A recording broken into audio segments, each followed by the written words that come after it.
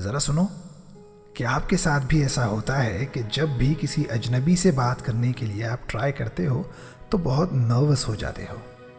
Confidently उससे कुछ बोल पाना ये आपके लिए पॉसिबल नहीं है। क्या ऐसा होता है आपके साथ कि किसी को चाह कर भी आप उसे अप्रोच नहीं कर पाते क्योंकि आपको नए लोगों से बात करने में डर लगता है या शर्म महसूस होती है?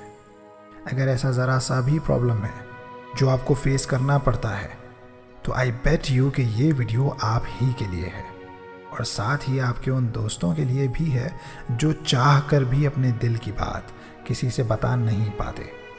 इस वीडियो में मैंने आपको कुछ ऐसी टेक्निक्स बताई हैं जिन्हें सीख कर आपने अपने अंदर एक कॉन्फिडेंस महसूस करना है।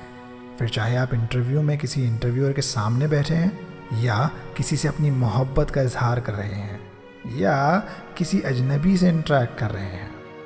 देखो, जब भी आप किसी से मिलोगे तो उससे बात करने से पहले आप उसकी ओर देखोगे। शायद चल के उसकी तरफ जाओ, उसके पास बैठने के लिए उससे इजाज़त मांगो, एट्सेट्रा एट्सेट्रा। तो उसे देखने से, हाय हेलो से तो बात शुरू होने तक का वक्त, ये वक्त होता है जब आप नहीं, आपकी बॉडी लैंग्वेज बोलती है। आपके उसकी ओर चल के जाने, उसे देखते समय आपके फेशियल एक्सप्रेशंस, आपका उसके साथ आई कांटेक्ट एट्सेट्रा एट्सेट्रा, ये चीज़ें बहुत ज़्यादा असर करती हैं उस कन्वर्सेशन पर जो आपने उस शख्स के साथ करना है। अपनी बॉडी लैंग्वेज, आई कांटेक्ट वगैरह का इस्तेमाल करते हुए बिना कोई बात किए सामने वाले शख्स को कंफर्टेबल फील करवाना, ये टेक्निकल भाषा में रैपो डेवलपमेंट कहलाता है। रैपो समझाने से पहले मैं चाहूँगा कि आप अप्रोच और मीटिंग इन दोनों पॉइंट्स को अच्छे से समझ लें। जब आप किसी को अप्रोच करने लगते हैं तो यहाँ आपके फेशियल एक्सप्रेशंस आपके लिए उस इंसान के दिमाग में आपकी एक अच्छी या बुरी इमेज बना सकते हैं। आपका जिस भी शख्स को आप अप्रोच कर रहे हैं उस शख्स की ओर देखना और हल्का सा मुस्कुराना, अपनी गर्दन को थोड़ा सा दाईं ओर झुकाना और पूछना कि कैसे हैं आप या कैसी हैं आप, उस शख्स के दिल में आपकी एक अच्छी इमेज बनाने का काम करेगा। एक प्लेन फेस के साथ फॉर्मल सा हाय हेलो आगे होने वाले कन्वर्सेशन को फॉर्मल बना देगा और गुस्से या सैड फेस के साथ हाय हेलो आपको उस शख्स की नज़र में हेटेबल भी बना सकता है।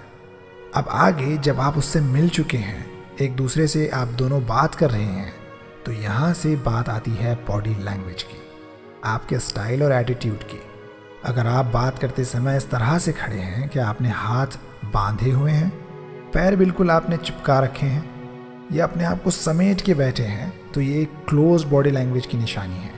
इस तरह से सामने वाले को लगेगा कि आप उसमें इंटरेस्टेड नहीं हैं, उसकी बातें सुनना नहीं चाहते या आप खुद एक बोरिंग इंसान हैं। दूसरी तरफ अगर आप अच्छे से ओपन आर्म्स के साथ या हाथों के इशारे करते हुए अच्छे से ओपनली उससे बात करते हैं तो ये ओपन एटीट्यूड आपकी कन्वर्सेशन को हेल्दी बना सकता है।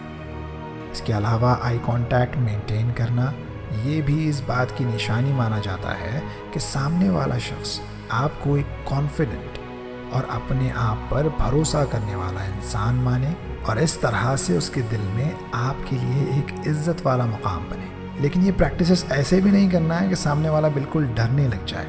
कुछ वक्त के लिए आप नज़रें इधर उधर कर लेना या जिस चीज़ की बात हो रही है उस चीज़ के बारे में सोचने की कोशिश करना, ये बैलेंस बनाए रखने का एक अच्छा तरीका है। एक बहुत इम्पॉर्टेंट पॉइंट ये भी है कि अपने आप को थोड़ा सा सामने वाले की ओर झुका लेना, मतलब उसे ये दिखाना कि आप उसकी बात बहुत ध्यान से सुन रहे हैं।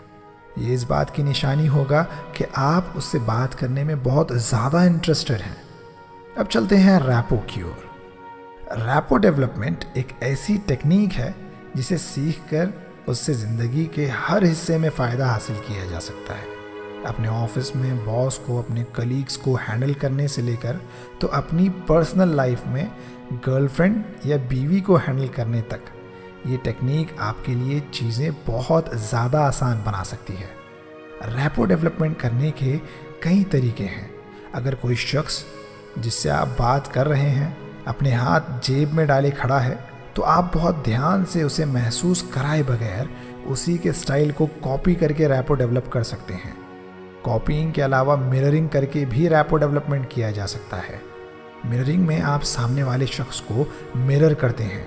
मतलब फॉर एग्जाम्पल, अगर उस शख्स ने अपना दायां हाथ जेब में डाल रखा है और बायां हाथ एक्सप्लेनेशन के लिए यूज़ कर रहा है, उससे कुछ समझाने की कोशिश कर रहा है, तो आप अपना बायां हाथ जेब में डाल कर रखें और दाएं हाथ को पार्ट ऑफ द कम्युनिकेशन बनाकर उसकी बॉडी लैंग्वेज को मिरर करने की कोशिश करें। और रैपो डेवलपमेंट इस तरह से आप कर सकते हैं। इन तरीकों को physiological ways to build rapport कहा जाता है।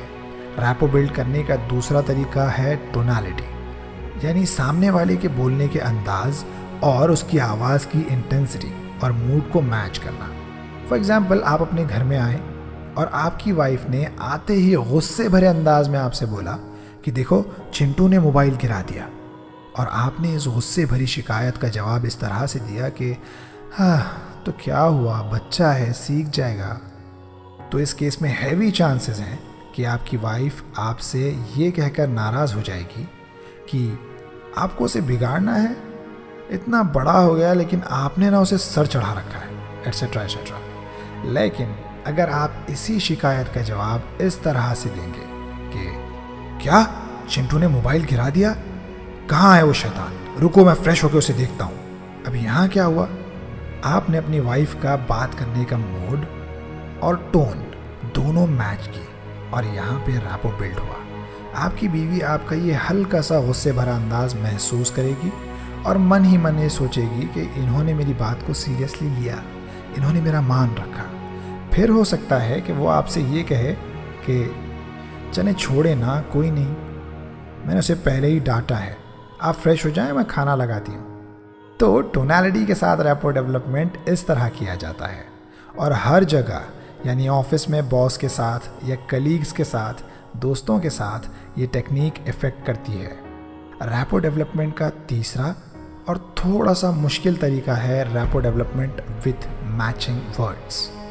यहाँ आपका फुल कंसंट्रेशन रिक्वायर्ड है। आपको यहाँ करना ये है कि सामने वाले को बहुत ध्यान से सुनिए और जो वर्ड्स वो यूज़ कर रहा है, अपनी बोलने की बारी आने पर अपने कन्वर्सेशन में उन्हीं वर्ड्स को या उन जैसे दूसरे वर्ड्स को यूज़ कीजिए। इस तरह से आप सामने वाले शख्स को बिल्कुल ऐसे महसूस कराएंगे जैसे आप बिल्कुल उसी की ही तरह हैं, और इस तरह से बहुत ज़्यादा चांसेस पैदा हो जाएंगे कि वो आपको अच्छा समझने लगे, बिल्कुल अपने जैसा समझने लगे। फ़िलहाल इस वीडियो में बस इतना ही। सीखते रहने के लिए, मोटिवेटेड रहने के लिए मेरे इस चैनल नेवर क्विट को सब्सक्राइब ज़रूर कीजिएगा, इस वीडियो को लाइक कीजिएगा और हमेशा याद रखिएगा, नेवर क्विट से मैं इबाद आपकी एक बहुत प्यारी सी, एक अच्छी सी, खुशियों भरी ज़िंदगी की दुआ करता हूँ। Thank you for watching.